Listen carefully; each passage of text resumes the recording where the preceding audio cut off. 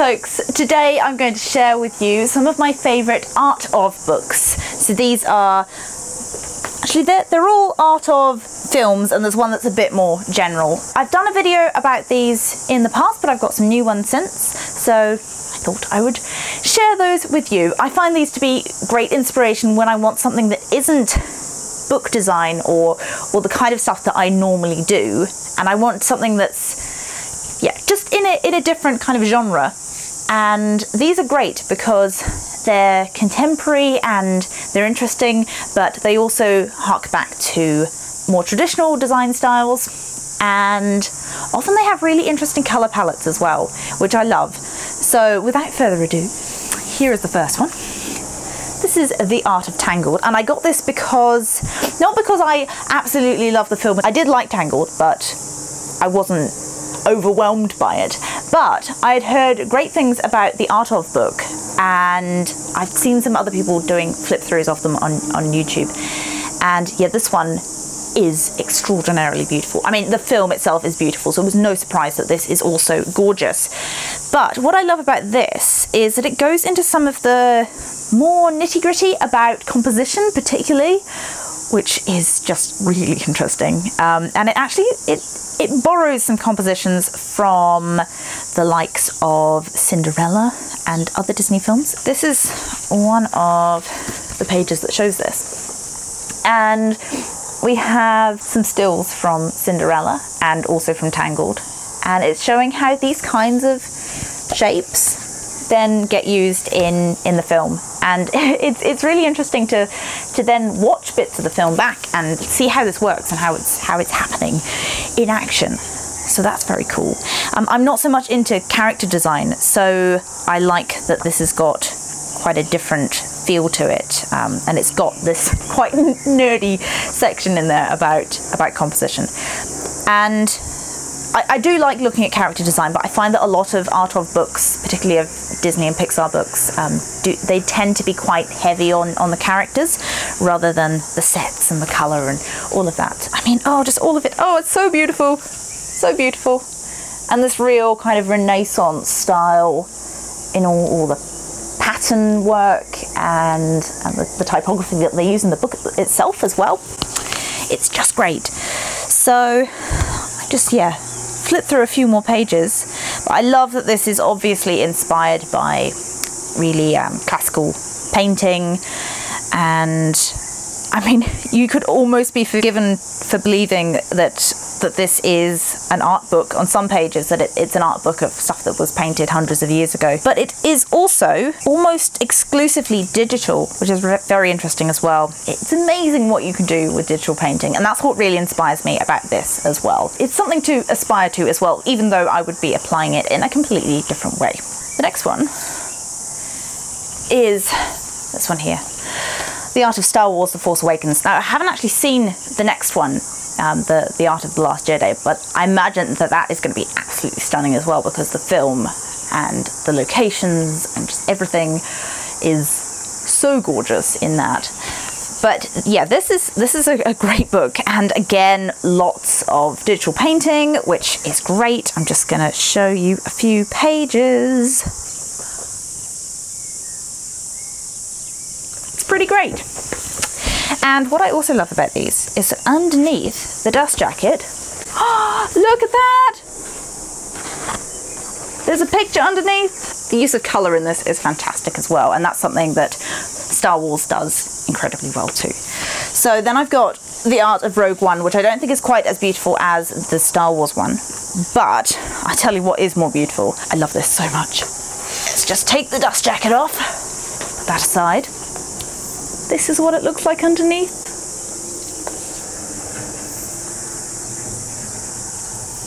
I mean, need I say anything? I'll just show you some of the pages inside this as well. It's got a bit of a darker feel to it, I think, than the Force Awakens one, which obviously echoes the film itself. But yeah, some very beautiful colours in here as well. So I just thought I needed to share what's underneath these dust jackets as well, because that's not something that you see if you are ordering from a bookshop and they don't have it in stock, or if you're buying online. That's part of the purpose of doing these sorts of videos. I do recommend buying from bookshops as opposed to online. Then there is the Art of Moana, which I think I've talked about before, but it bears repeating. This is amazing, and the film is amazing, and if you haven't seen it, stop watching this right now and go and watch it, because it is my favourite Disney movie by far. So underneath the dust jacket, it's just a plain blue, and then it's got this debossed spiral, which is very important to the film, and obviously you've got it in the typography on the front. And it's also quite nice, you've got this spot UV on the title and the text here, which gives it just a little bit of oomph. Then the end papers. I love that they've gone to so much trouble with the end papers. But every page of this book is amazing, and what I love most about Moana are the colours in it. There's a bit at the back, which are the colour keys for the entire film. So all these different colour schemes and how they change throughout, which is just fantastic. Then we have this one here, which isn't for one particular film, but this is the Art of Mary Blair. It's actually called Magic Colour Flare, The World of Mary Blair. There's at least one other book all about Mary Blair with kind of art and things. I think this is the one that has more art in and less talking about her, but it depends what you're more interested in. I would like to get the other one as well, but this one is what I was more interested to begin with, because I do tend to use these for visual inspiration rather than a lot of reading, because also they're a bit awkward to read from, as they are also awkward to hold up. But as you can see, Mary Blair was one of the concept artists for many of the classic Disney films. So Peter Pan, as we saw just there. Oh, there's another. This is my favourite Peter Pan one. I'll show you this. So classic. Oh, I love it. And there's also, oh look, I'm wearing the appropriate top, matching Mary Blair. That wasn't even intentional. Obviously the front cover is from Alice in Wonderland, so I won't show you that again. Actually no, I'll show you that page as well, because it's got a lovely picture of the toadstool and the caterpillar smoking a hookah. And just the colours and the texture in these are what I really love about her work. And seeing them in print like this is so much better, again, than seeing them on the screen, because you can really get a sense of the tactile nature of her work. And a lot of this was done with gouache, the type of paint, and often has quite a chalky pastel-y look as well. I'm not sure if she used pastel as well.